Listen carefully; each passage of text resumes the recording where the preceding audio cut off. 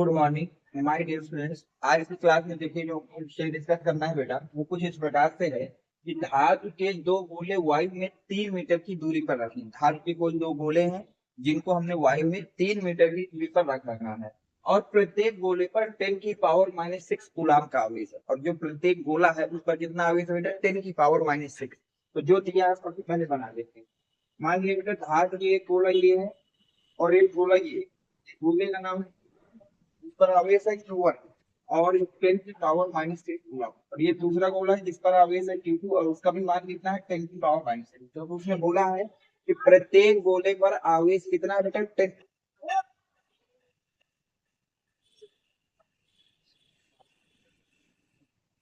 क्योंकि उसने बोला है बेटा कि प्रत्येक गोले पर आवेश कितना है 10⁻⁻, और इनके बीच की दूरी कितनी है बेटा? 3 मीटर है। दूरी दी गई R इक्वल टू है। पहला सवाल देखिए आपसे क्या कहना है यार, गोले के बीच कार्यरत स्थिर वैद्युत प्रतिकर्षण बल। दोनों आवेशों का परिमाण और प्रकृति सेम है। प्रकृति क्या है बेटा? सेम। और जब भी प्रकृति सेम हो तो उनके बीच में जो वैद्युत बल लगता है वो कैसा होता है बेटा? प्रतिकर्षण बल। तो हमको स्थिर वैद्युत प्रतिकर्षण बल ज्ञात करना है। तो क्या ज्ञात करना है बेटा? वायु में स्थिर वैद्युत प्रतिकर्षण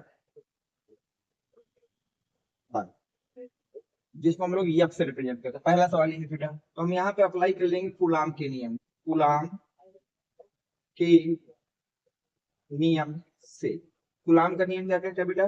F इक्वल टू होता है 1/4π/ε0 Q1 into Q2 by are square. ये होता है हमारे पास बेटा इसका नियम, कूलाम का नियम। F इक्वल टू कितना होता है बेटा? 1/4πε0 Q1 into Q2 by are square. 1/4πε0 की वैल्यू की बात करें बेटा, ये होता है 9 इंटू 10⁹। कितना होता है बेटा? 9 इंटू 10⁹। Q1 की बात की जाए तो 10⁻⁻6, Q2 की बात की जाए तो 10⁻⁻6, और आर स्क्वायर है। आर कितना बेटा? 3 मीटर, तो 3 का स्क्वायर हो जाएगा। क्या बेटा इसको लिखा जा सकता है 9 इंटू 10⁹ इंटू 10⁻⁻12। जब भी नंबर बेस सेम हो तो पावर को ऐड कर देगा। तो -6 में -6 ऐड करो तो हो जाएगा 10⁻⁻12।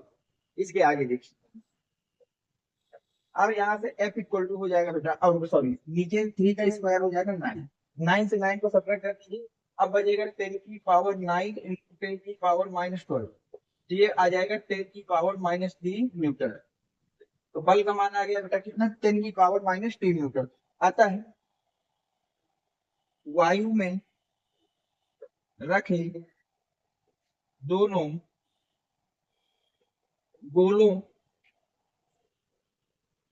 के बीच 9 न्यूटन का स्थिर वैद्युत प्रतिकर्षण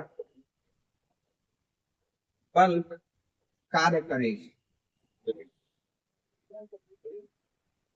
ये हो गया बेटा पहला। तो याद रखिएगा दोनों गोले अगर वायु में रखे हैं तो इनके बीच में कितना बल लगेगा? 9 न्यूटन का बल लगेगा। अब हम देखिए सेकंड क्वेश्चन क्या कह रहा है बेटा, यदि गोलों को उतनी ही दूरी पर अब जल में रख दिया जाए। अभी तक गोले कहाँ थे? वायु में। अब इन्हीं गोलों को हमने जल में रख दिया है, दूरी वही रहेगी, तो प्रतिकर्षण बल का मान क्या होगा? तो ध्यान से देखिए बेटा, अब सवाल नंबर बी कह रहा है बेटा, दोनों गोलों को जल में रखे जाने पर उनके बीच लगने वाला प्रतिकर्षण बल। तो ध्यान देखिए, जब भी बेटा आप किसी माध्यम में किसी आवेश को रखें तो उसके बीच में जो बल लगता है उसको एफ डैश कहते हैं। वो किसके बराबर होता है बेटा? वायु में लगने वाले बल बटे परावैद्युत, माध्यम के परावैद्युत, इन दोनों के अनुपात के बराबर होता है उस माध्यम में लगने वाला वैद्युत बल। वायु में लगने वाला वैद्युत बल बटे परावैद्युत। तो वायु में कितना वैद्युत बल लग रहा है बेटा? 9 न्यूटन। और परावैद्युतांक कितना है बेटा? 80। परावैद्युतांक कितना दिया है उसने बेटा? 80 दिया है। कितना दे दिया बेटा? 80। तो अब देखिए यहाँ से बेटा क्या हो जाएगा, इसको डिवाइड कर दीजिए 80 से, कितना आ रहा है? तो अगर हमने इसको बेटा 900 और इसको 80 बना दिया, इंटू 10⁻⁻2 कर दीजिए, 0 से 0 काट दीजिए। अब इसको करेंगे तो ये जाएगा 45/4 इंटू 10⁻²। यहाँ तक ठीक है। अब आगे देखना बेटा, अब इसको एफ डैश इक्वल टू, अगर एक जीरो और बढ़ा दी, 450 भागे 4 इंटू 10⁻² की जगह हो जाएगा -3।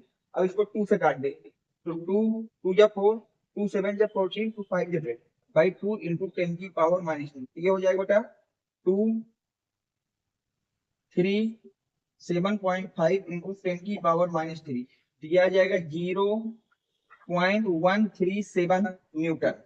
अगर दोनों आवेशित गोलों को आपने वायु की जगह जल में रख दिया, कहाँ रख दिया बेटा, जल में, तो उनका जो आपके पास बल होगा वो कितना हो जाएगा बेटा, 0.137 न्यूटन का हो जाएगा। इस तरह से इस क्वेश्चन को लिखना था बेटा। बस ये फार्मूला याद रखिएगा, अगर कभी भी आवेशित गोलों को परावैद्युतांक में रखा जाएगा तो उसमें लगने वाला जो वैद्युत बल होगा वो किसके बराबर होगा बेटा, एयर में लगने वाले वैद्युत बल बटे के बराबर होता है। ये सूत्र याद रखना है।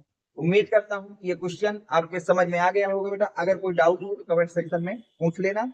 अगर यहाँ तक कोई डाउट नहीं हो, सब कुछ समझ में आया तो वीडियो को लाइक कर देना, चैनल को सब्सक्राइब कर देना। Thanks for watching, next video coming soon.